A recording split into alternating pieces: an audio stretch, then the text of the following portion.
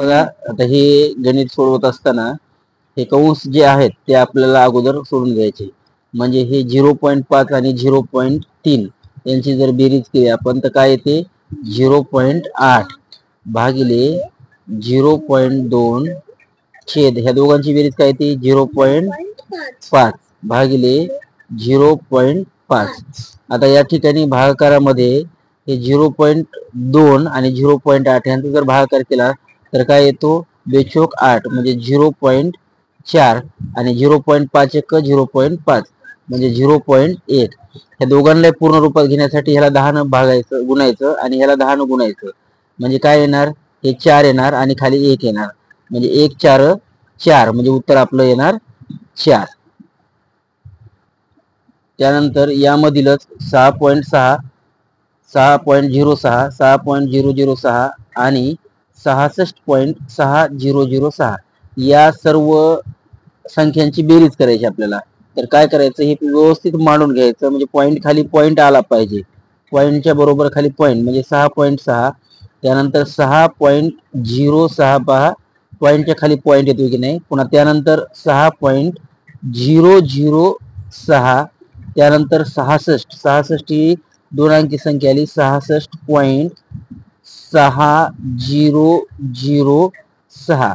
आता या सगळ्यांची बेरीज करायला पॉईंट खाली पॉईंट आल्यामुळे सोपं जातं. हे 6 ला 6 6 आणि 0 6 6 आणि 0 आणि 0 6 6 आणि 6 12 12 ला 2 हातचा आला 1 दशांश ला दशांश 6 1 6 6 2 12 6 3 8 6 24 24 आणि 1 25 ला 5 हातचे आले 2 6 2 8 म्हणजे 85.2666 ह्या गणिताचं उत्तर आलं. इतकं सोपं आहे. त्यानंतर यातील शेवटचं जे गणित आहे ते पहा 41.37 सॉरी 4137 भागिले 1.75 यांचा जो बरोबर मध्ये भागाकार आलेला आहे तो आहे 2364. आता 2364 म्हणल्यानंतर तर आपल्याला भागाकार काढायचा 41.37 भागिले 17.5. तर वर जी दिलेली संख्या आहे यामध्ये या ठिकाणी 1 च्या नंतर पॉइंट आहे आणि या ठिकाणी 17 च्या नंतर पॉइंट आहे.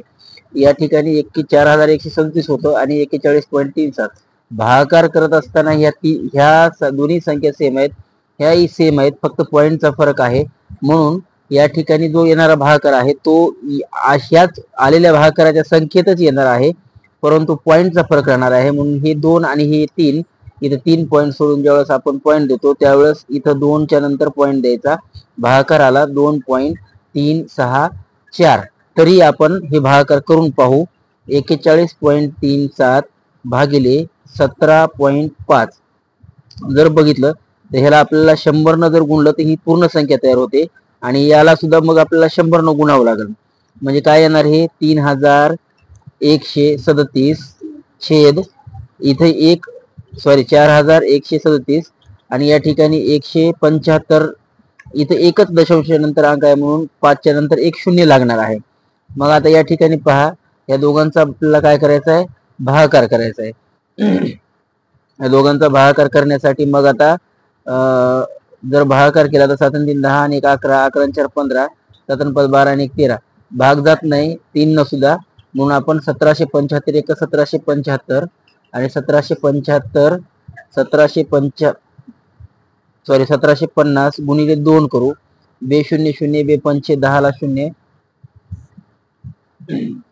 बे 7 14 14 आणि 1 15 त्यानंतर बे 1 बे आणि 1 3 3500. मला 3500 जर समजा 4137 मधून गेले तर 2 चा भाग बसला.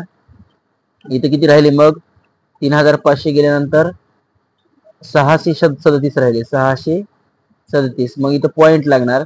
पॉइंट दिल्यानंतर आपल्याला या ठिकाणी एक झिरो लागणार म्हणजे 6370 म्हणजे 6370 येण्यासाठी 1750 गुणिले आपण काय करू 3 करू. 1750 गुणिले 3 करू.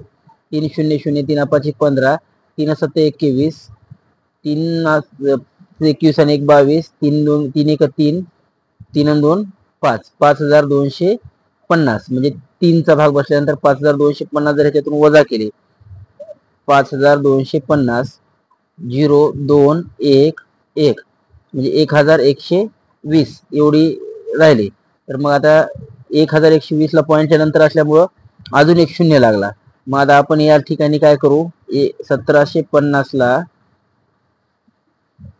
6 ने गुणू 600 6 पंच 30 ला 0 6 7 42 आणि 3 45 5 आले 4 6 1 6 4 10 म्हणजे 6चा भाग बसल्यानंतर आपल्याला या ठिकाणी 10,500 मिळतात. 10,500 याच्यातून वजा करू 0 0 12 मधून 5 गेले 7 आणि इथं 10 मधून 10 गेले 0 700 राहिले.